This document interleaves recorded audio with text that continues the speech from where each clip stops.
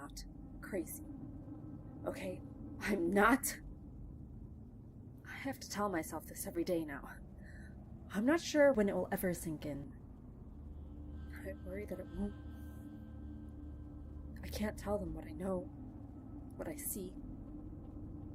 They'll think it's an episode, another hallucination, another case of PTSD. It's a terrible name, PTSD. It's so detached. It doesn't explain anything. Post-traumatic stress disorder is better, but it's too clinical. It used to be called homesickness, shell shock, other things, but those were too real for people. It made them scared. It was easier to hide the damage under fancy diagnoses and acronyms. I hate acronyms. They used acronyms in the military to hide things, to hide meaning. They always hid things. I woke up that day at 500 hours. I got out of bed, did my normal routine of eating, early morning workout, and then toiletries. I try to plan out my everyday when I can. Free time is an enemy. Free time is when it will come again. After my calisthenics, I looked to my table, where I had arranged the objectives for the day. There were 2 broken air conditioners, faulty wiring on the 9th floor, a broken elevator. I hated fixing the elevator. No one used it. I hated being in it. I don't have a fear of heights. My therapist called it claustrophobia. But just saying that hides. It hides the fear you feel when you feel the walls are enclosed around you. Like someone's hands are pressed against you. I have a job as a maintenance worker in an apartment complex.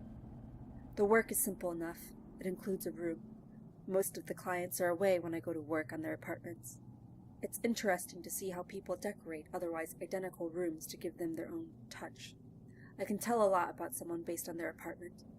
It makes me feel like I actually know them as people. Sometimes I think I should introduce myself. Then I think I better not. I know too much about the tenants. It would get awkward quickly. I tell myself it's better to stay alone. Some days, I believe it. Take room 2B, tenant A, Clark. 2B had a faulty air conditioner that constantly needed to be repaired. I petitioned the management several times to just replace it, but that's the sort of thing that goes over the heads of people in charge. Why replace something when you can just keep it going until it becomes too expensive to fix? 2B was a traveler, or wanted to be. She, and I was certain she was a she. I could have been wrong, but the tampons made me doubt it. 2B had maps and pictures hung up all over the apartment. Italy, England, Australia, one from Africa, I think. The woman had been everywhere. But the pictures told another story. Her smile was always fake, framed. I recognized that smile. 2B was going from place to place and found nothing that she wanted. She tried to cover it up with a fake smile. Smiles can hide all sorts of things. I went to the window unit and began to work. It was a simple enough job. Air conditioners were a step down from tanks and Humvees. Ultimately, fixing things isn't that complicated. Machines are nice. Simple. If it had a gremlin in it, you could easily tell. The same wasn't true with people. People's gremlins hide all too well. That's when I saw it. A flash of movement out of the corner of my eye. I felt the hair on the back of my neck raise up. I felt my muscles tense. I felt the world begin to slow down. Sound muted. My heart pounded. I had been using my screwdriver to undo the hinges when I threw my head to turn around. I grabbed the screwdriver. I went to stab whatever had come in. Nothing. Nothing. There was nothing. Just the rest of 2B's apartment. I locked the door behind me. I checked the apartment. No one was there. Not even a cat or a dog to harass me. I took a deep breath. It was nothing. Like the VA therapist said, nothing. Just close your eyes and go to your safe place. I took a deep breath. I closed my eyes and counted to 3. I never had enough patience for 10. I opened my eyes. Nothing. I knew there was nothing. I knew it. but I'm always checking anyway. I got back to work. I undid the clasp and realized the problem was a Freon leak. A simple enough fix. But it meant I had to place an order for Freon, something the management wouldn't like. I changed the faulty hose, and tried desperately to ignore the random noises above me. Apartment living has its benefits. For people conditioned to react to sudden loud noises, it was a type of hell. I began to put the faceplate back on when I saw it from the corner of my eye. A flash of yellow, much closer. It moved quickly and violently. A shiver ran up my spine. I wasn't alone. I knew I wasn't alone. I'm never alone. There's always something out there. I panicked and picked up the screwdriver, and a single motion threw it at where I thought the attacker was. The screwdriver flew into the air and lodged itself into the drywall. A good throw. There was nothing there. I knew that. There's never anything there. And now there's a hole in the wall. Great. A short application of speckle and strategic placement of a nearby chair left the hole unseen. Hopefully. I was still breathing heavy. I was sweating. I was certain something was there. No. Someone, not something. That hadn't been another hallucination, had it? I know I needed to control my urge to lash out. I knew that. It was just... well, it seemed so... real. I needed to react. I couldn't let it go. Ignoring a problem doesn't make it go away. You have to deal with it, right? Just ignoring someone doesn't make that person go away. No. They just get closer and closer until they get what they want. This wasn't the first time I had an episode. I'd had quite a few since I got back. They happen, usually when I'm alone. Sometimes I see it in the dead of night, watching, staring at me, staring into my soul and licking its lips. It looks at me with those eyes. Sometimes it's in the gym. I go late at night when there aren't many people. Sometimes I see something move outside that shouldn't be there. Weights moved that shouldn't. I see someone stare at me. Sometimes it's in the shower. I see the shadows move. I see it baiting me, looking for a weakness. But when I move to intercept, nothing. My heart is always racing. It feels like I just ran a marathon. I feel out of breath, exhausted, but more than that, I feel like I'm being watched. This only affects me most of the time. So it's not an issue, at least as viewed by the rest of the world. There was one time, though, I saw it. I really did. I mean, that's what I told the therapist. I saw the hideous snake creature. I saw it with its claws dug deeply into that poor bastard, draining away his being. I saw it. I saw it look at me with the kind of hunger I know all too well. I saw it, and saw that it knew I had saw. It turned the man towards me, trying to protect itself. I had raised the folding chair over my head and brained the man, sending him to the ground like a rag doll. I saw the snake run away, running towards the exit. I chased after when that stupid guard stopped me. Looking back, attacking the creature in the middle of a VA hospital wasn't the best tactical maneuver. During a therapy session, no less. My therapist said I was hostile to my fellow soldiers. I was trying to help. That was my first official episode, and why they prescribed me the drugs. They dulled my senses. They made me into a little robot, unable to feel anything. I'd rather feel afraid all the time than feel like that. Just a little machine used and discarded whenever someone stops by. They didn't help anyway. I still saw them. They still came for me. I just couldn't react. Once I got home, I stopped taking them. I've just tried to keep the episodes quiet. I looked around 2B for another minute to make sure nothing was there. I knew there wasn't. I still needed to be sure. My mind plays tricks on me. That doesn't mean it's wrong all the time. I opened every door. I even looked in the closets. All I found were nice shoes and freshly washed clothes. Well, And a sex toy. Bright purple. There was nothing left in 2B, so I left for the next big objective on my list. The elevator. Our building was 10 floors, and the elevator went unused, save by those who were lazy or new to the building. It was 5 feet across and 3 feet wide. It could fit 2 fully grown people inside of it. Maybe. Even then, they would have to be close to each other. Uncomfortably close. The constant creaking and squeaking of the elevator stopped most people from using it more than once or twice. The red stains in the walls stopped the rest. I tried to clean them. They were in the wood. Without tearing out the walls, there was nothing I could do. But there were still a few diehards who kept using it. To annoy me, I'm sure. If they would just stop using it, I wouldn't have to fix it every month. No. The elevator was safe. There were enough safety features in place that even if it stopped, you wouldn't have a chance of free fall. The emergency call button was suspect.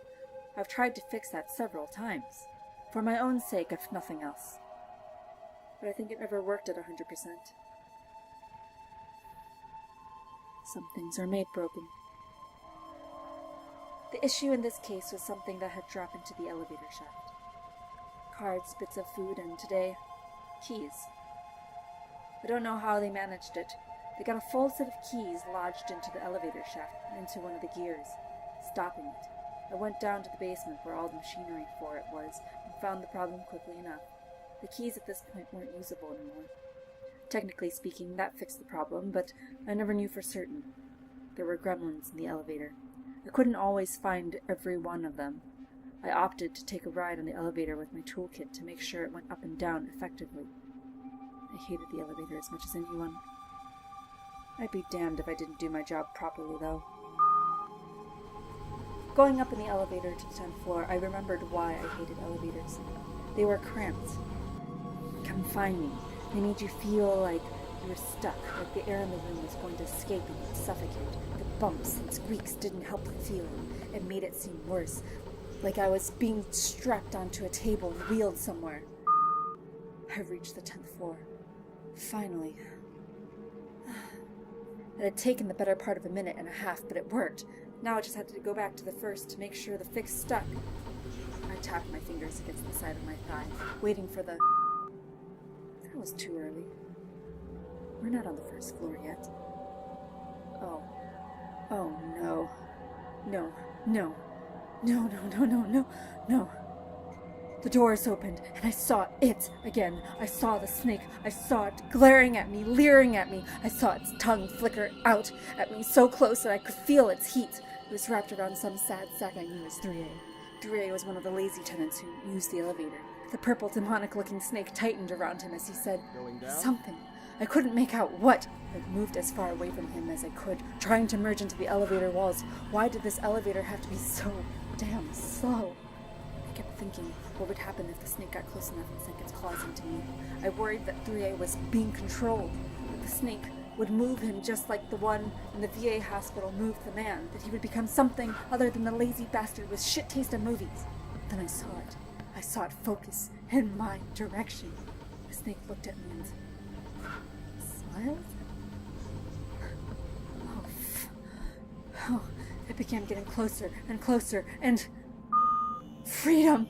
I rushed out the elevator as fast as I could and sprinted through the back entryway, away from the parking lot. I was panting, breathing heavily. I felt clammy, jittery, and just bad. I felt like I was about to vomit.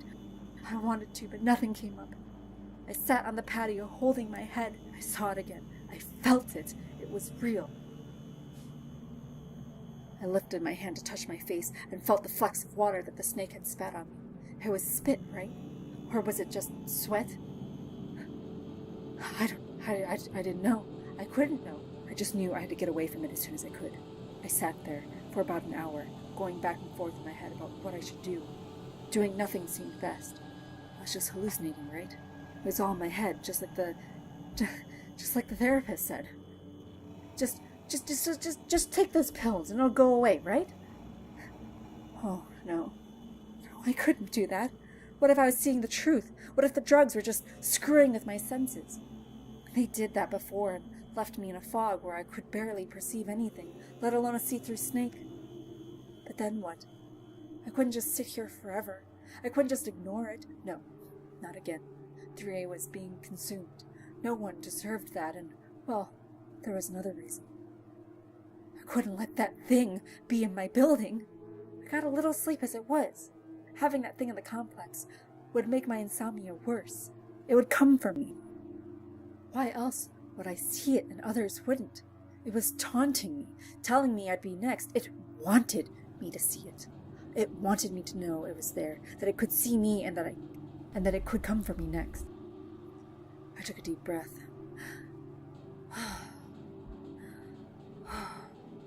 I knew when 3A would return. I knew when everyone would come back. Being a hermit had its perks. The thought of having other people over made my skin crawl. I tried to socialize.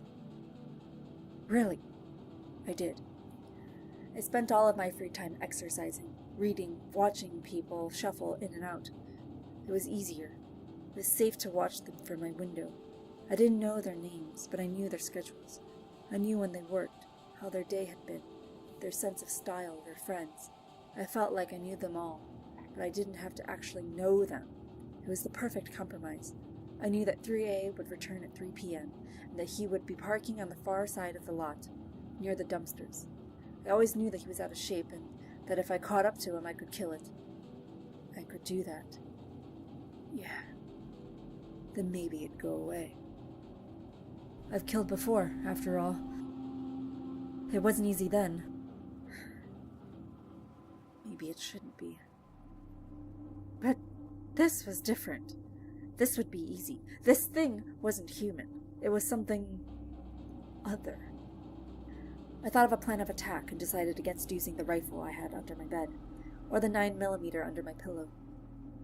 Both of them were loud. No. I needed something else. I smiled when I remembered the small axe I had gotten when one of the tenants left. They leave things all the time, and I keep them. I had a few forgotten and broken things, parts of people's lives thrown away, things forgotten. I liked them. I missed the hatchet's former owner, 5B. She was the outdoorsy type. I always respected that. The hatchet would do. It was small but hardy enough to take something out in a single hit. 3A was slow. I was still in shape. It wouldn't be hard. I spent the day planning and replanning. I thought of every detail, every nuance. The cameras in the parking lot were terrible and wouldn't be able to see us. Even if they did, the resolution was grainy. There were no children in the complex, a fact I was always grateful for. I didn't need to worry about school buses or others coming. 3A was unique in his schedule, and that served me well today. I ate a small lunch and plotted. I moved to the dumpsters and waited. I had the axe in hand, and it felt heavy, but I couldn't stand still. My legs bounced up and down with energy and excitement. I couldn't say, but for the first time in a long time, I felt like I was in control of the situation. I felt like I was taking action. I was actively doing something. It was strange. I wasn't used to it, and it scared me. I pushed on. There was a mission to be done, and I was the one to do it. I took slow, deliberate breaths while I waited. The flies came in from all around me, buzzing into my ear. Part of me was saying I should go back. This was too dangerous. I should be afraid. But I didn't. I stayed where I was, ready to face what was to come. That was when the familiar gray-silver car came squealing into the parking lot. And, as usual, 3A parked in his normal spot. I decided it was best to do this quickly. I got up, holding the axe behind my back. I began to walk towards the car. 3A didn't pay attention and was busy locking his door from the outside. His back was turned to me, and I saw the creature still wrapped around his neck. It was still dug deep into his flesh. My hands were sweaty as I stared at it for what seemed like an hour. I walked forward and at the last moment lifted my axe up to hit the thing. Maybe I stepped on a stick. Maybe I wasn't as quiet as I thought. Maybe the creature was just aware of me. It idly swatted the keys from 3A's hands just as I was going in for the swing. 3A ducked just in time for me to lodge the axe into his car door. I felt the vibration all the way up my arm and a wave of pain hit me. Die, you son of a bitch!